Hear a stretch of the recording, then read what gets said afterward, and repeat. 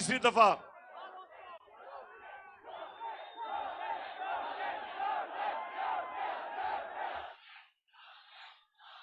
तो इंपोर्टेड हुकूमत सुन लो, ये बजाय ये धमकियां देने के पकड़ के जेल में डाल ही दो।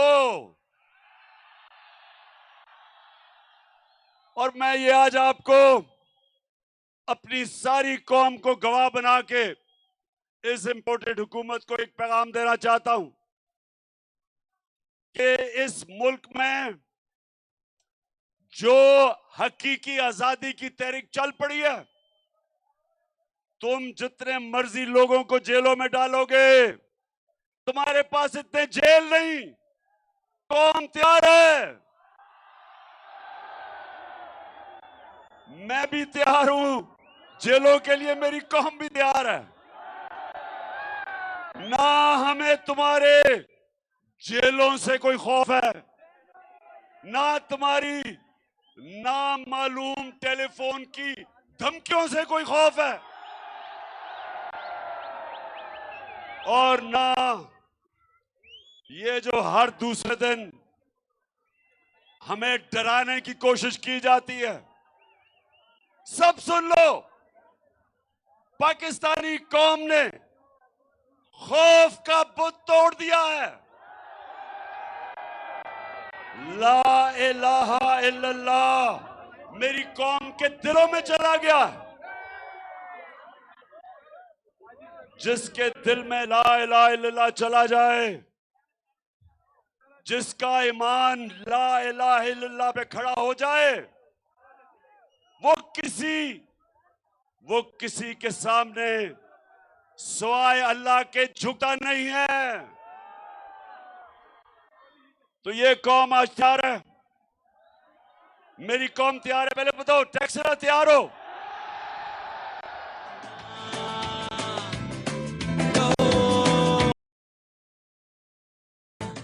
कौम भी तैयार है, और उससे ज्यादा कौम का कप्तान भी तैयार है।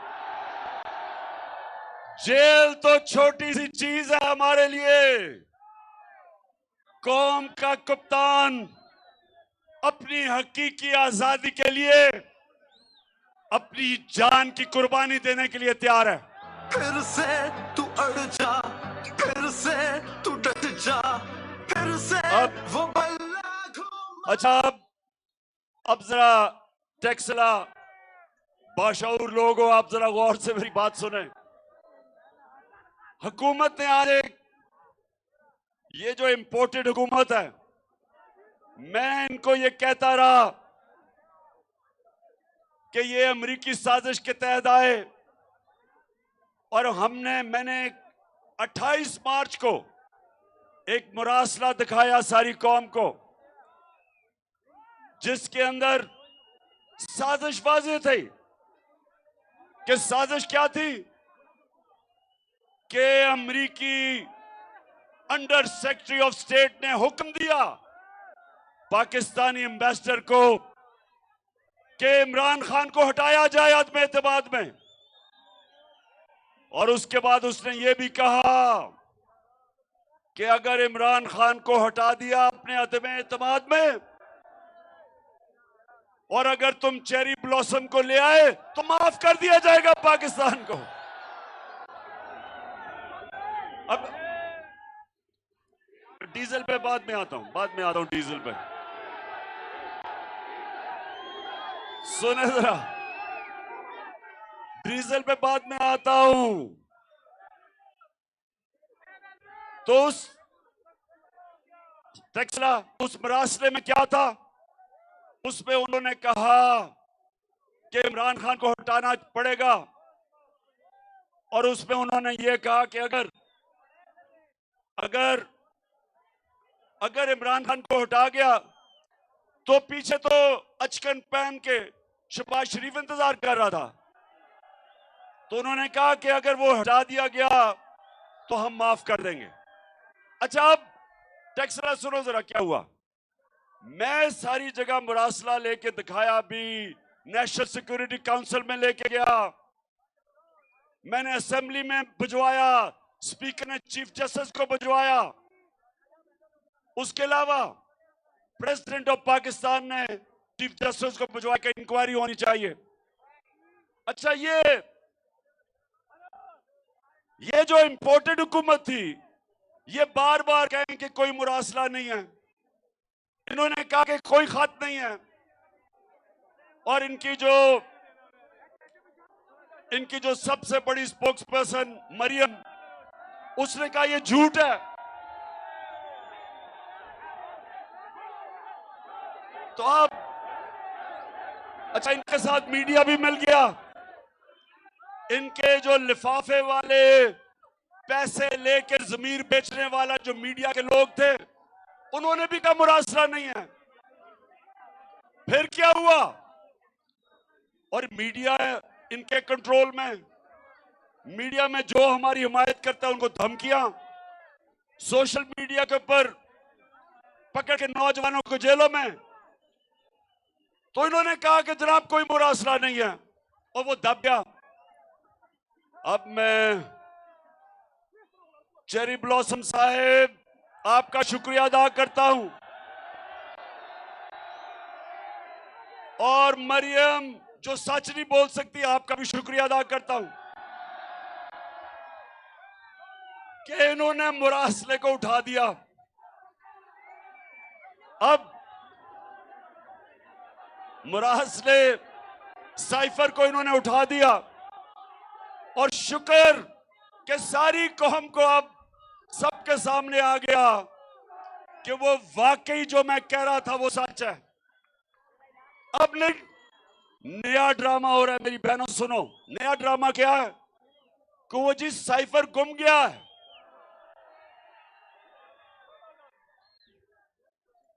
मरियम बीबी, वो साइफर नहीं गुमा।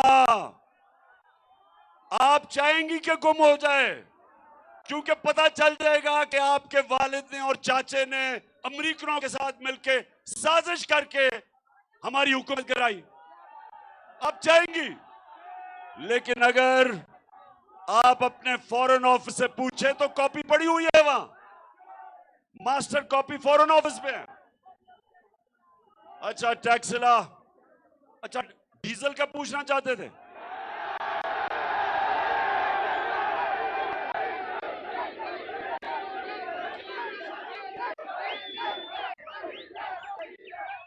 डीजल का अब ये हुआ क्या है? हमारी हुकूमत गिराई गई। नौजवानों पता है इन्होंने किस वजह से कहा कि जनाब इमरान खान की हुकूमत को जाना चाहिए? क्या वजह थी? महंगाई। इन्होंने कहा इमरान खान ने महंगाई कर दी, और वो कांपे टांगने वाला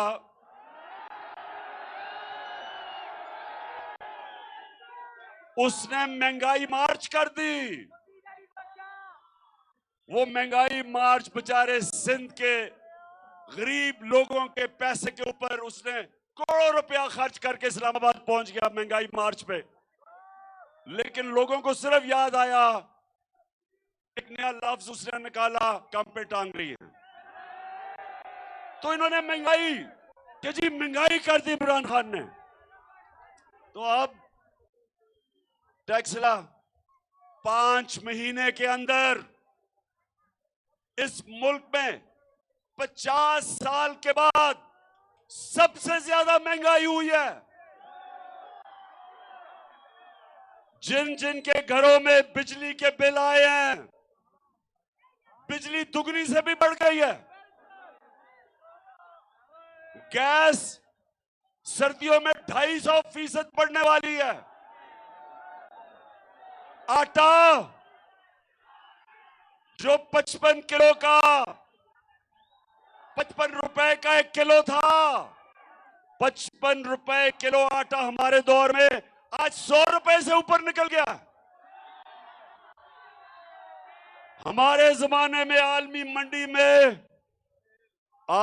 मंडी में तेल हमारे जमाने में $100 से $115 पे था, और हमारे जमाने में पेट्रोल की पेट्रोल की कीमत 150 रुपए लीटर थी और फजलुर रहमान की कीमत 145 रुपए लीटर थी।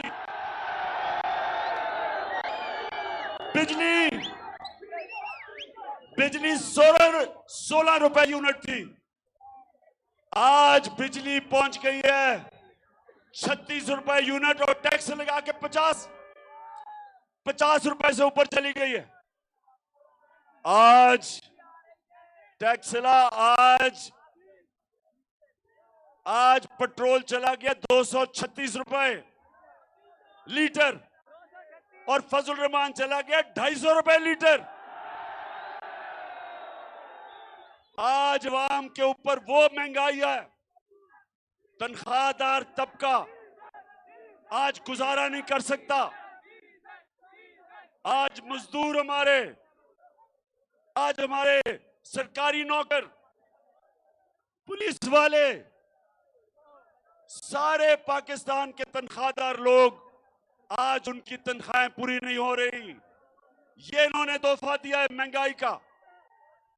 और उसके अलावा हमारी माशत जो हुकूमत की इकोनॉमिक सर्वे के मुताबिक 17 साल में बेहतरीन ऊपर जा रही थी, आज नीचे तेजी से जा रही है। महंगाई उस्मानों पे, बेरोजगारी बढ़ रही है, माशत नीचे। और ये था तोहफा इस इंपोर्टेड हुकूमत का।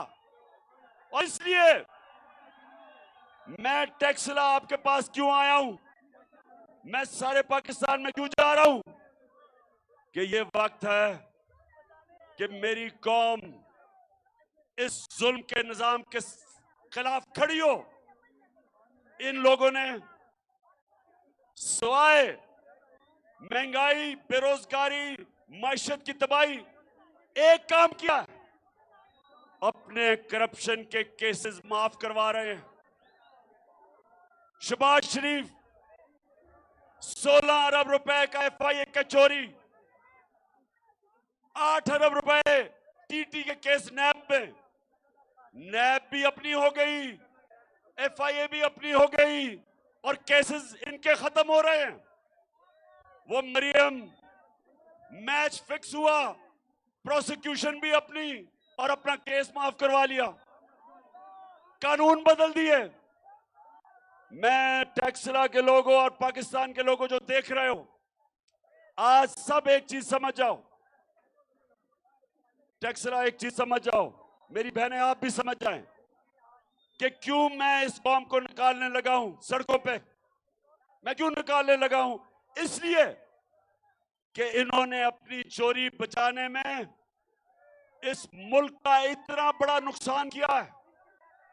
इन्होंने जो कानून बदले हैं, इससे ताकतवर लोग जब चोरी करेंगे वो पकड़े नहीं जा सकते। व्हाइट कॉलर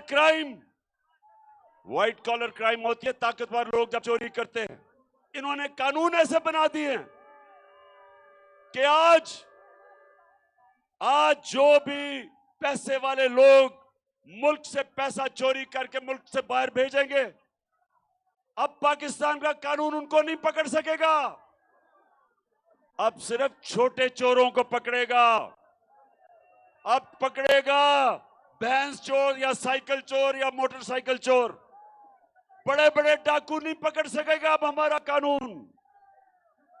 और इसलिए मेरे नबी सल्लल्लाहु अलैहि वसल्लम ने कहा था कि जो कौमें छोटे चोरों को पकड़ती हैं और बड़े डाकुओं को नहीं पकड़ सकती, वो तबाह हो जाती है, वो कौमें तबाह हो जाती है। और ये जो अब जिस तरफ ये पाकिस्तान को लेकर जा रहे हैं, मुल्क अपनी तबाही की तरफ जा रहा है। और मैं सबसे पूछता हूं, जो इन चोरों को रोक सकते थे, जो इस साजिश को कामयाब होने से रोक सकते थे, मेरा सबसे सवाल है कि क्या आप अगर ये समझते हैं कि कौम आपको माफ कर देगी, कि आप कहें जी हम न्यूट्रल हैं, कौम नहीं माफ करेगी। टैक्सला, क्या आप माफ करेंगे उन लोगों को जिन्होंने डाकुओं को आने दिया? क्या मेरी बहनों मुझे बताएं, क्या आप अपने चौकीदार को माफ करेंगे? नहीं। अगर आपके घर पे डाका पड़े और चौकीदार कहे मैं न्यूट्रल हूं, आप माफ करेंगे? मुल्क तबाही की तरफ जा रहा है, माशत तबाह कर दी, लोगों को महंगाई की दलदल में फंसा दिया और इन चोरों को ऊपर बैठा के इनके केसेस माफ हो गए और हम कहें जी मैं तो न्यूट्रल हूं। मुल्क तबाही की तरफ जा रहा है, कौम सब उन लोगों की तरफ देखती है, उन इदारों की तरफ देखती है जो इनको रोक सकते थे, इन चोरों को, और जो ये देख रहे हैं कि एक के बाद दूसरा वो इसहाक डार आ गया है। इसहाक डार का मैं आपको बता दूं, दुनिया में मैंने बड़े बड़े बुजदिल लोग देखे हैं। नवाज शरीफ बड़ा बुजदिल आदमी है जो हमेशा बाहर भाग जाता है, मुल्क में पैसा चोरी करने आता है और जैसे ही कोई इसको पकड़ने लगता है बाहर भाग जाता है, फिर एनआरओ लेके वापस आ जाता है। लेकिन अगर नवाज शरीफ से भी मैंने कोई बुजदिल आदमी देखा है, उसका नाम है इसहाक डार। जो वो बिलावल कहते हैं ना, कम पे टांगती हैं, वो डार की कम पे टांगती है। और मैं मान ही नहीं सकता, मैं सारी कौम के सामने कह रहा हूं कि जब तक इससे डील नहीं हुई और इसको ताकतवर हलकों ने इसको एनआरओ की डील नहीं दी, उन्होंने इसको दिलासा नहीं दिया कि फिक्र ना करो तुम्हें नहीं पकड़ा जाएगा, तब तक वो गीदड़ कभी नहीं आ सकता था पाकिस्तान। तो मैं आज फिर कहता हूं कि ये मेरे नबी सल्लल्लाहु अलैहि वसल्लम ने एक कौम की तबाही का रास्ता बता दिया था आज से 1500 साल पहले, कि जो कौमें बड़े बड़े डाकुओं को नहीं पकड़ सकती और सिर्फ छोटे चोरों को पकड़ती है, वो मर जाती हैं, कौमें तबाह हो जाती हैं। ये है हमारी तबाही का रास्ता कि चुन चुन के ये डाकू अरबों रुपए की चोरी इन्होंने किया। इन्होंने जो एनआरओ लिया है, टैक्सला, जो इन्होंने एनआरओ लिया है यानी चोरी माफ करवाई है, वो इस कौम का कितना पैसा था? 1100 अरब रुपया, 1100 अरब रुपया इस कौम का माफ करवाया। और अगर इसके ऊपर मेरी कौम मेरे साथ नहीं निकलेगी तो कौम का कोई मुस्तकबिल नहीं है। आप नौजवानों, आपका कोई मुस्तकबिल नहीं है इन चोरों के नीचे। जिस कौम में इस तरह के लोग ऊपर बैठ जाएं, उस कौम का कोई मुस्तकबिल नहीं है। जब मुशर्रफ ने पहले एनआरओ दिया 2007 में, जब इन दोनों करप्ट जरदारी और नवाज शरीफ को एनआरओ दिया, आप जानते हैं इस कौम के ऊपर क्या गुजरी? इन्होंने 2008 से और 18 तक 4 गुना पाकिस्तान के कर्जे बढ़ाए। इन्होंने जो मुल्क को लूटा, 4 गुना ज्यादा इस मुल्क का कर्जा बढ़ा। 6000 अरब से 30,000 अरब पे हमारा कर्जा चला गया। जो करप्शन के केसेस इनके 10 साल में थे, अब इनको फिर एनआरओ मिल गया। अब ये फिर आके तैयारी कर रहे हैं लूटने के लिए। मरियम क्या कहती शहबाज शरीफ को कि अंकल, मेरे दामाद का 60-70 करोड़ रुपया जो ग्रिड स्टेशन उसकी हाउसिंग सोसाइटी में बना था, वो उससे माफ करके कौम के टैक्स के पैसे से वो पैसा दिलवाओ। यानी शर्म नहीं आई कि पहले चोरी बच गई, फिर से चोरी शुरू कर दी है। और फिर कहती अंकल शहबाज शरीफ को अंकल ही कहती है कि अंकल वो हिंदुस्तान से मेरा जो दामाद है वो मशीनरी इंपोर्ट कर रहा है, तो उसको किसी तरह मशीनरी को आने दो। यानी कि हमने कश्मीर की वजह से जो इन्होंने कश्मीरियों का जो हक था, जो उनका स्पेशल स्टेटस था, 5 अगस्त 2019 को जो नरेंद्र मोदी ने उनका स्टेटस लिया, इसलिए हमने उनसे ताल्लुकात तोड़े। अब ये जब ताल्लुकात हमने तोड़े हुए हैं, उसके बावजूद ये उनसे मशीनरी इंपोर्ट कर रही है दामाद के लिए। मुझे बताओ टैक्सला, मुझे बताओ कि क्या हम कश्मीरियों की कुर्बानी पे सौदा नहीं कर रहे? वो बेचारे जो 30 साल से कुर्बानियां दे रहे हैं, 1 लाख कश्मीरी शहीद हो चुका है, और ये अपने पैसे बनाने के लिए जो हम प्रेशर है कि ताल्लुकात तब बहाल करेंगे जब आप कश्मीरियों को स्टेटहुड वापस करो। उसके अलावा टैक्सला, उसके अलावा सुने,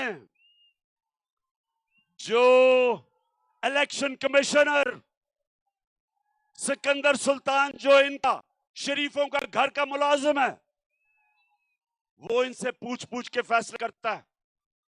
उसका काम सिर्फ एक है कि किस तरह धांधली करके वो किस तरह इनको वापस जिताएगा, क्योंकि साफ और शफाफ इलेक्शन में ये अब ये नहीं जीत सकते। आपको पता पंजाब के बाय इलेक्शन में 17 जुलाई को इनका सफाया कर दिया था, तो इसलिए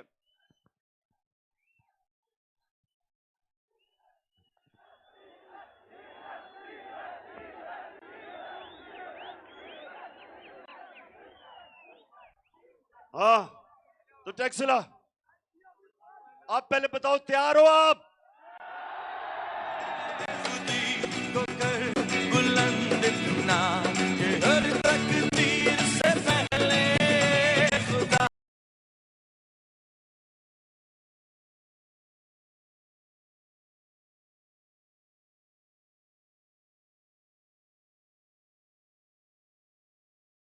बुलंद इतना कि हर तकदीर से पहले।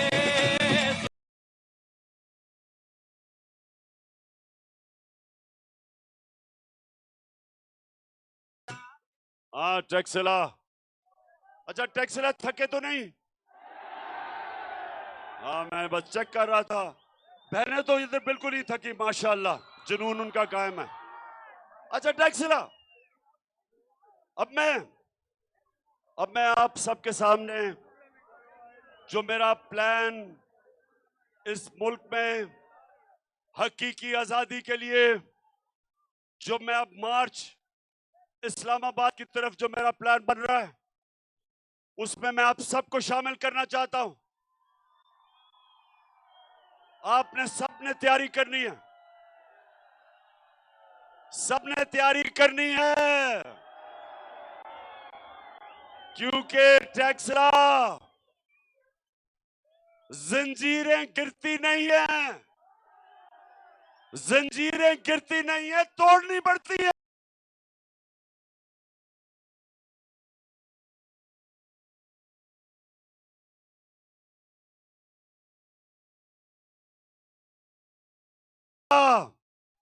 आजादी, आजादी कोई प्लेट में रख के नहीं देता, आजादी छीननी पड़ती है।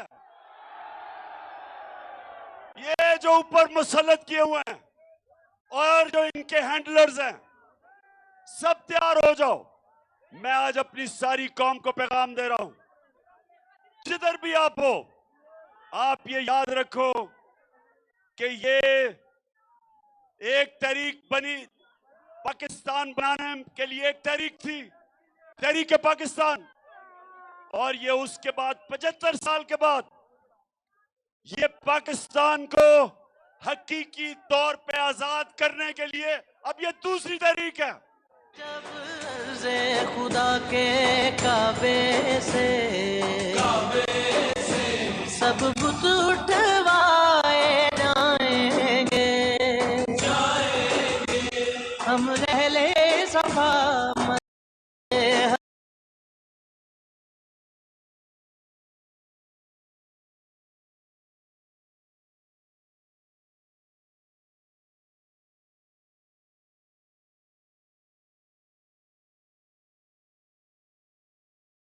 देखेंगे लाजिम है कि हम भी देखेंगे हम देखेंगे। हमने अपने आप को आजाद करवाने के लिए ये सारे बुत तोड़ने हैं। खौफ का बुत सबसे पहले,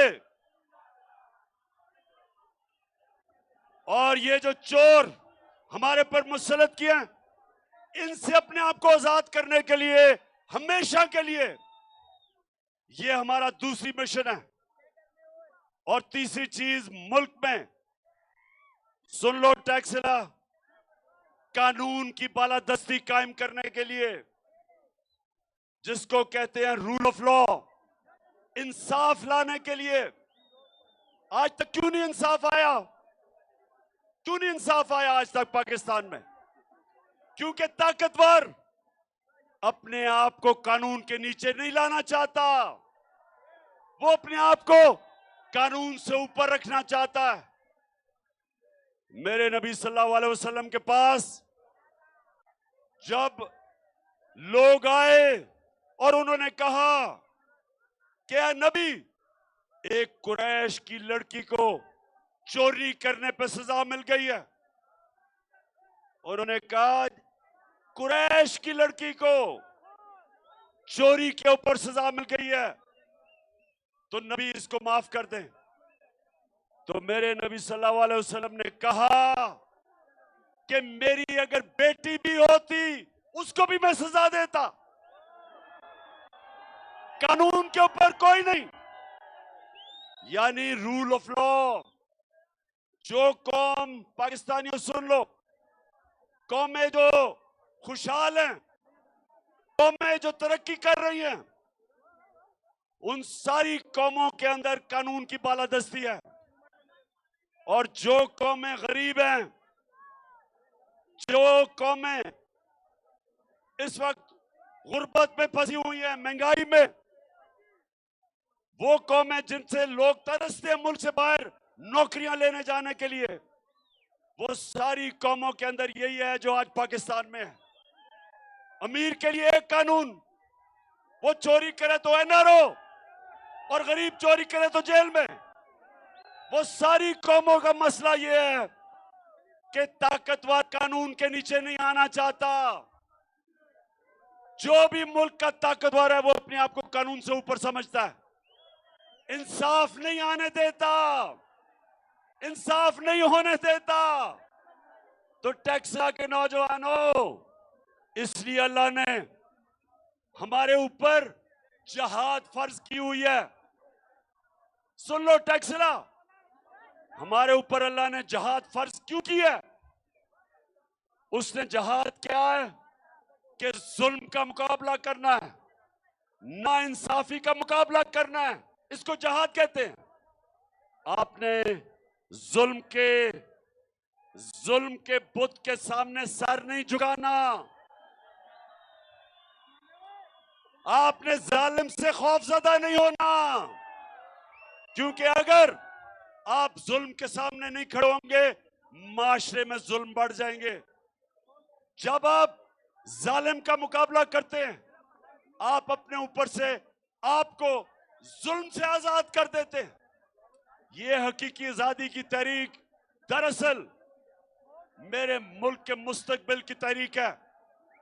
दरअसल ये मेरे नौजवानों के लिए है, ये मेरे आने वाली नस्लों के लिए है, और इसमें आप सब ने मेरे साथ चलना है। आपका कप्तान तैयार है जहाद के लिए, आपने सब ने मेरी टीम बनना है, और इंशाल्लाह जिताऊंगा आपको। दिल ने इंसाफ को हो इंसाफ कहे इमरान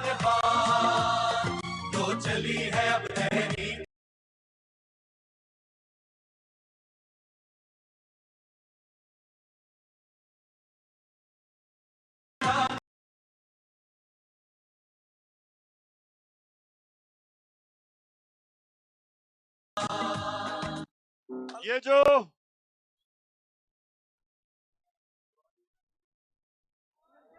अच्छा टैक्सला, मैं सिर्फ आपको बताना चाहता हूं, मैं सिर्फ अब आपको वीडियो दिखाना चाहता हूं कि कितना बड़ा जुल्म हुआ है मुल्क से। अभी देखना, और ये क्या है, ये वीडियो क्या है, क्योंकि अभी उन्होंने मरियम को बरी कर दिया कि जी उसने कोई बेचारी बेकसूर है। अब जरा ये वीडियो देखें, और मैं इसमें आपको सिर्फ ये बताना चाहता हूं कि कैसे जालिम के लिए एक कानून, ताकतवर के लिए एक कानून और बेचारे गरीब लोगों के लिए दूसरा कानून। ये जरा दिखाएं। है कि आपको ये प्रॉपर्टी आप ले सकते हैं, कि आपने मे फेयर के अंदर जो आपकी 4 अपार्टमेंट्स हैं उनकी 1 अरब से ज्यादा, 1 अरब रुपए से ज्यादा उनकी कीमत है। अब 4.5 अरब तक पहुंच गई है उनकी कीमत। आपने अपनी जो टैक्स में टोटल आमदनी बताई है 94 में 1.5 लाख रुपए है। मुझे ये बताएं कि आपने अरबों रुपए की मे फेयर में प्रॉपर्टी खरीदी कैसे? सुन लिया, ये आज से 10 साल पहले, टैक्स सुनो जरा, क्योंकि आपको भी और दिखाऊंगा, पहले आप समझ लें। 10 साल पहले, बैठ जाओ ना, वो कह रहे हैं बैठ जाओ, ओ जरा बैठ जाए सामने, बैठ जाओ, वो नहीं देख सकते, वो बैठ जाओ। अच्छा 10 साल पहले, 10 साल पहले इनकी, मैंने ये जो आप देख रहे थे, मैंने इंकशाफ किया कि अरबों रुपए की इनकी लंदन के सबसे महंगे में 4 अपार्टमेंट्स थी। पैसा किधर से आया? तो पीछे हो जाओ। अच्छा अब सुने जरा, तो ये जब आया तो मरियम वो जवाब देती है, जरा ये सुने उसका जवाब क्या है। इस तरह मुझे लगा कि आप लोगों को बेवकूफ नहीं बना सकते। मेरी सेंट्रल लंदन में प्रॉपर्टीज तो दूर की बात है, मेरी पाकिस्तान में भी कोई प्रॉपर्टी नहीं है। मैं अपने वालिद के साथ, और मुझे समझ नहीं आई कि मेरी और मेरी वालदा की और बहन भाइयों की प्रॉपर्टीज ये कहाँ से निकाल के ले आए हैं। मेरे नाम पाकिस्तान में कोई प्रॉपर्टी नहीं है, ये तो इंग्लैंड की बात है। पाकिस्तान में भी बेचारी की कोई प्रॉपर्टी नहीं है, तो लंदन में किधर से आनी थी? अच्छा अब मरियम बेचारी को एक चीज का नहीं पता था, टैक्सला, वो बेचारी मरियम को एक चीज का नहीं पता था कि अल्लाह अल हक है, वो सच का खुदा है, वो सच सामने ले आता है। उसको नहीं पता था कि एक इंटरनेशनल इंकशाफ होता है, पैनामा पेपर्स, दुनिया में बड़े बड़े प्राइम मिनिस्टर, मिनिस्टर्स, उनका इंकशाफ होता है कि उन्होंने अपनी अरबों रुपए की प्रॉपर्टी छुपाई हुई थी बाहर, वो इंकशाफ हो जाता है, उसमें बेचारी मरियम भी फंस जाती है। नवाज शरीफ, मरियम नवाज, हसन नवाज और हुसैन नवाज के बैरून मुल्क खुफिया असासों का इंकशाफ। पनामा लीक्स ने बैरून मुल्क खुफिया दौलत का भांडा फोड़। अच्छा जब ये इंकशाफ हो जाता है, तो मरियम के भाई क्या कहते हैं, हुसैन शरीफ, ये सुने। इस बात को तस्लीम करता हूँ कि अल्हम्दुलिल्लाह पाक लेन के ऊपर जो अपार्टमेंट हैं वो अल्हम्दुलिल्लाह हमारे हैं। मैं इस बात को तस्लीम करता हूँ कि उनको ऑफशोर कंपनीज नेस्कॉल लिमिटेड और नीलसन लिमिटेड जो है उनको ओन करती हैं, और मैं आपको ये भी अर्ज करता हूँ उनको होल्ड करी है इस वक्त मरियम नवाज शरीफ, मेरी हमशीरा जो है। ठीक है जी, ठीक है जी, ठीक है। उसने कहा कि लंदन तो छोड़ो, पाकिस्तान में भी कोई प्रॉपर्टी नहीं है। इंकशाफ होता है 4 साल के बाद, और भाई साहब खुद ही कह देते हैं कि वो 4 महलात मरियम के हैं। अब मुझे ये समझाएं कि अदालत ने इसे कैसे बरी कर दिया। 4 बड़े बड़े महलात हैं। ये देखें, ये लंदन की महंगी जगहों के ऊपर अरबों रुपए का पैसा है, तो अदालत ना कैसे छोड़ देती है। मैं यकीन दिलाता हूं टैक्सरा, मैं जरा आपको यकीन दिलाता हूं,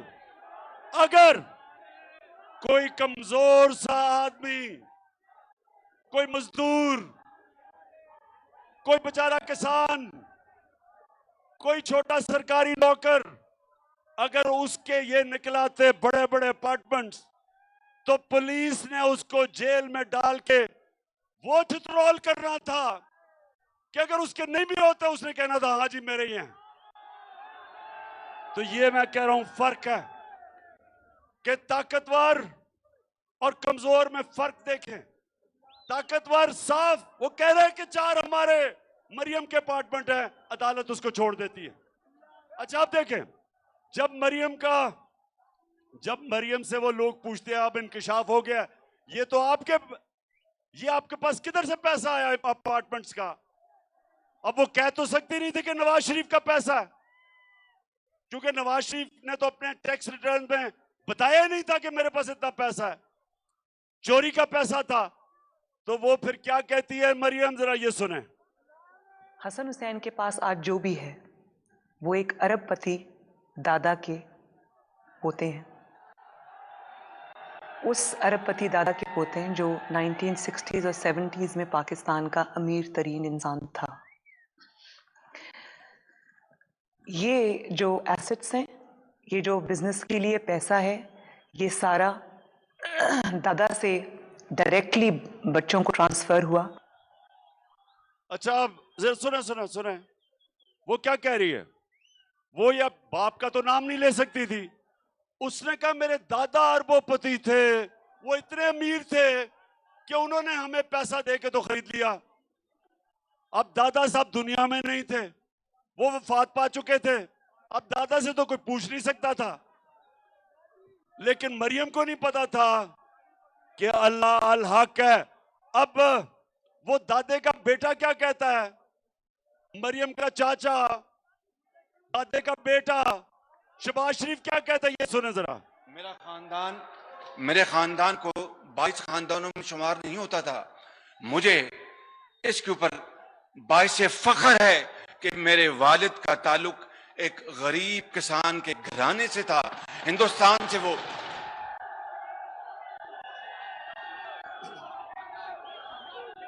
अच्छा टैक्सला, मैं जो आपको समझा रहा हूं आपको समझ आ गई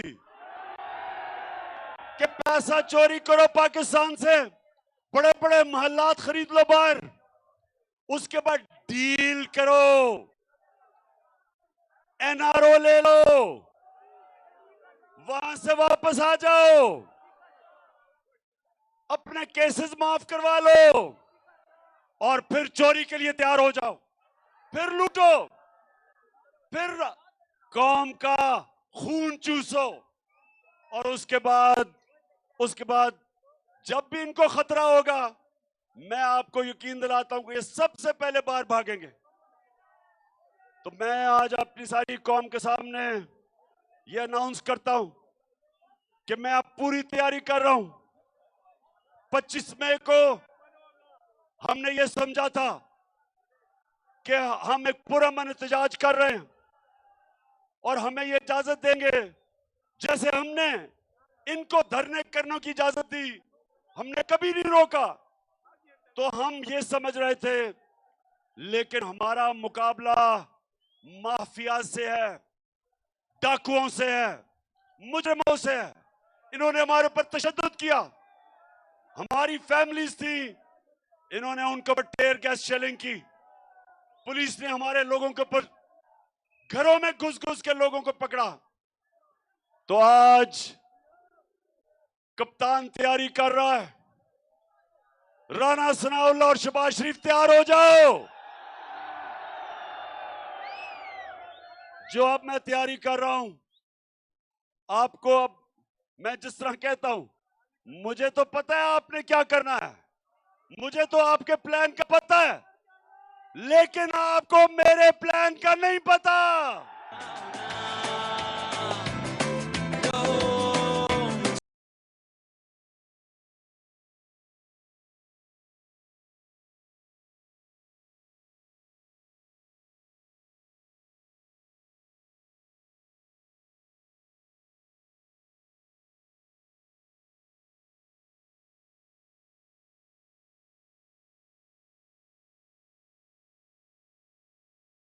ये जो मैं तैयारी कर रहा हूं, मैंने सारी अब इनकी सारी जो प्लानिंग है उसके मुताबिक तैयारी कर रहा हूं। वो अभी मैं आपको नहीं बताऊंगा। मैं पहले अपनी तैयारी कर रहा हूं और फिर एकदम कॉल दूंगा। आप सब ने तैयार होना है, सब ने तैयार होना है और इंशाअल्लाह अपने मुल्क को हम हकीकी तौर पे आजाद करेंगे। और तब जब कानून की बालादस्ती कायम होगी, जब कानून की हुक्मरानी होगी, जब अदल और इंसाफ होगा, इंशाअल्लाह तब ये पाकिस्तान जो कायदे आज़म ने पाकिस्तान का जदोजहद की थी और अल्लामा इकबाल ने ख्वाब देखा था, इंशाअल्लाह उस पाकिस्तान की तरफ हमारा तब सफर शुरू होगा जब इस मुल्क में अदल और इंसाफ का निजाम लेके आएंगे, जिसपे जो निजाम मेरे नबी सल्लल्लाहु अलैहि वसल्लम ने मदीना की रियासत में कायम किया था। पहले इंसाफ आता है, फिर खुशहाली आती है। खुशहाली इंसाफ के बगैर नहीं आती। और अगर चोरों को आप मुल्क के ऊपर बैठा दें तो वो मुल्क तबाही की तरफ जाता है। तो इसलिए सबने मेरी कॉल की इंतजार करनी है, ज्यादा देर नहीं है। प्लानिंग पूरी कर रहा हूं और इंशाअल्लाह इस बार ये जो मार्च होगी, इंशाअल्लाह इस मुल्क को एक अजीम कौम बनाएंगे। वो कौम बनाएंगे जो इंशाअल्लाह हर पाकिस्तानी, ये दिन आएगा जब दुनिया में हरा पासपोर्ट लेके जाएगा, लोग उसको इज्जत करेंगे, इज्जत सी नजर से देखेंगे। पाकिस्तान जिंदाबाद।